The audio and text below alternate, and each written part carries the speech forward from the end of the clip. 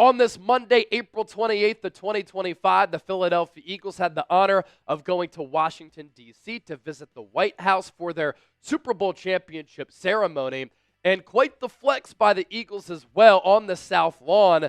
They brought not just one Lombardi Trophy, but both Lombardi Trophies, as the Eagles have now won 2 rings since 2017, dethroning Tom Brady and Bill Belichick in Super Bowl 52, and then coming through with another triumphant Super Bowl victory this past February in New Orleans, taking down Patrick Mahomes, Andy Reid, Travis Kelce, and all of the Swifties. And so the Eagles have won 2 Super Bowls against 2 of the greatest quarterback head coach duos in the history of the National Football League.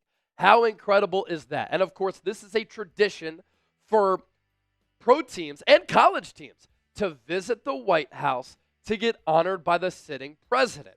And so President Donald Trump took to the podium with a lot of the Eagles coaching staff and players and members of the organization behind him. Here in this photo, you see Howie Roseman to his left, Vic Fangio in the background to his right, and he recapped the Eagles' special season, winning 14 games, going on a playoff run where really no game was close outside of that Rams game in the snow as Saquon Barkley scampered in the snow.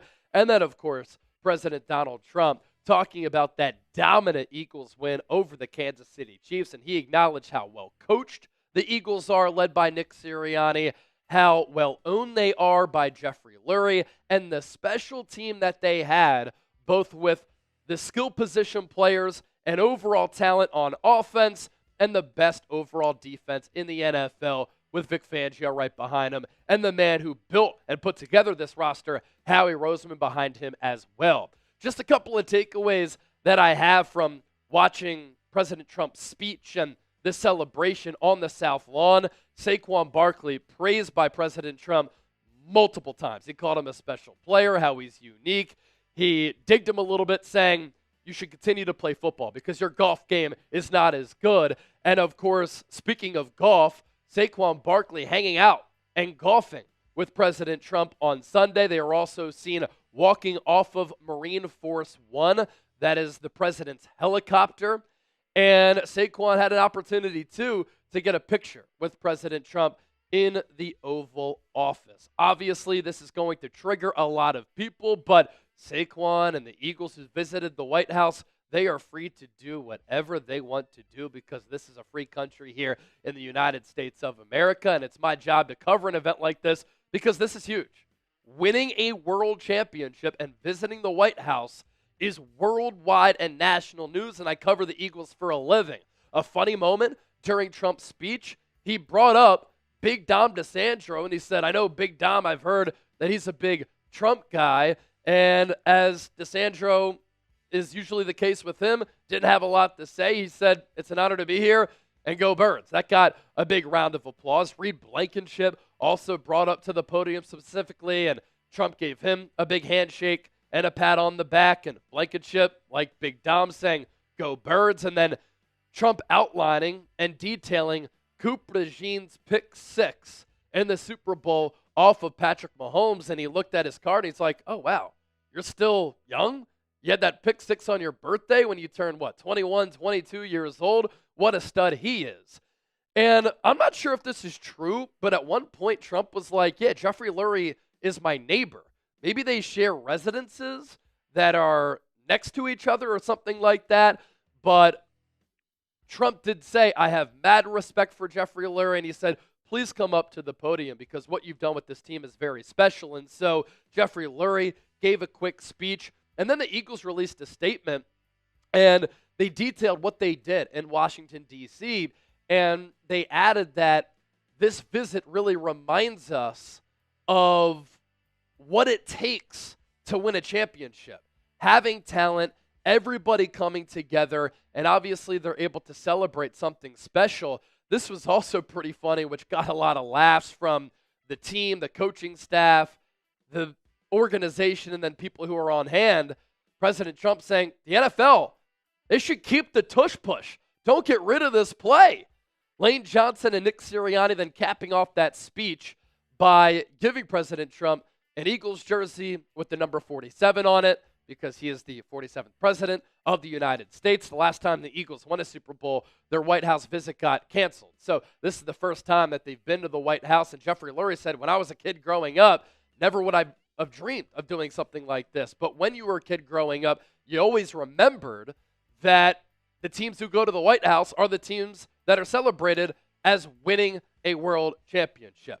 Pretty big deal for the Philadelphia Eagles, regardless of your political affiliation. And I wish these things didn't have to become so political. Of course, it's a hot topic issue in today's society, given the temperature of America and the culture that we currently live within. And I think the news media and social media certainly does a lot to stroke that flame. There were a number of Eagles who chose not to go to the White House. That, of course, understandable as well. And Jeffrey Lurie said during the NFL owners' meetings, honored to get the invite from the White House, but it's completely optional for whether or not players want to go or not. And so the notable Eagles not seen at the White House today, it included a lot of stars. Jalen Hurts, A.J. Brown, Devontae Smith, Brandon Graham, Darius Slay, Nolan Smith, Jordan Davis, Jalen Carter, C.J. Gardner-Johnson, Zach Bond, Nakobe Dean, Isaiah Rodgers, Jalix Hunt, and Josh Sweat. According to reports, some of those players not there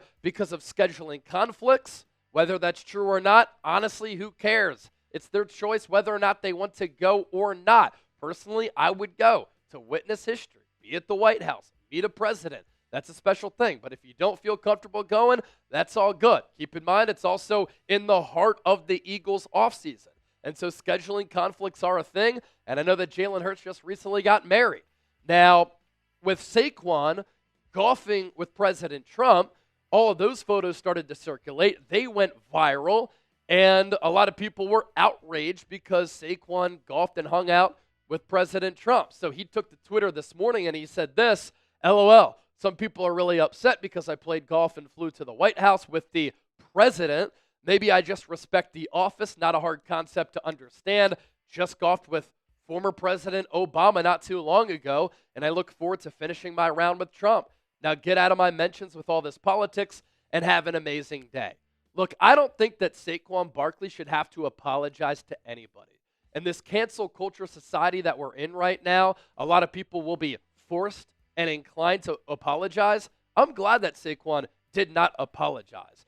And I hate that a once-in-a-lifetime opportunity for him has to somewhat get tarnished with this controversy, when in reality, he's just trying to take advantage of a legendary season that he had, being the great player that he is, and having an opportunity to meet special people when you reach that type of celebrity status.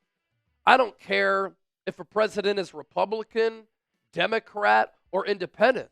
I don't care if I have different views. If they asked me to go golfing with them, I would go golfing as well. And I would try to have a conversation, an open-minded one, and talk about some of the issues that we might not see eye to eye on, right? So a once-in-a-lifetime opportunity for Saquon to hang out with and golf with the president. And Saquon and all of these other players who went to the White House, they are free to do what they want. Just like Jalen Hurts is free to do whatever he wants. He elects to not go to the White House. That's completely fine. I'm not judging him. Jeffrey Lurie even said this White House visit is a totally optional thing. And by the looks of it, there were a lot of players, obviously, we listed some of them, who decided not to go. I just wish that we as a society, right, were more open-minded about some of these things. I wish that we could have more conversations. Just because you might have a relationship with somebody, or you're friends with somebody, or you have an affiliation with somebody, doesn't mean that you agree with everything that they say and do.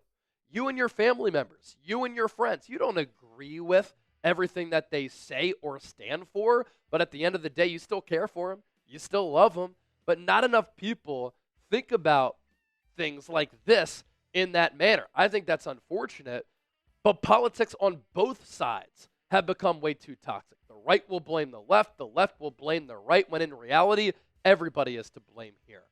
And then let me leave you with this. Hopefully this resonates with some people. And I know some people are probably ripping me in the comment section. Look, I don't care. Our views, our thoughts, our opinions as people are often formed by our own experiences as people, where we grow up, who we are around, the different cultures that we're able to experience, that and a whole lot more. And guess what? All of us as people are different. And that's what makes us as people great, unique, and special, that we're not all the same. Because if we all were the same, that would be kind of lame. Didn't mean to rhyme, but wanted to leave you with that. Don't forget to hit that sub button here on the show. Let me know what you thought about today's video. I imagine the comment section is on fire. But some background from me. I used to work in news as a news reporter. And so I've covered politics. I've covered news. And for those of you criticizing me for covering the Eagles going to the White House, this is a major event for the fan base, major event for the organization. Winning a world championship is a huge deal, and I think it's an honor to be honored at the White House.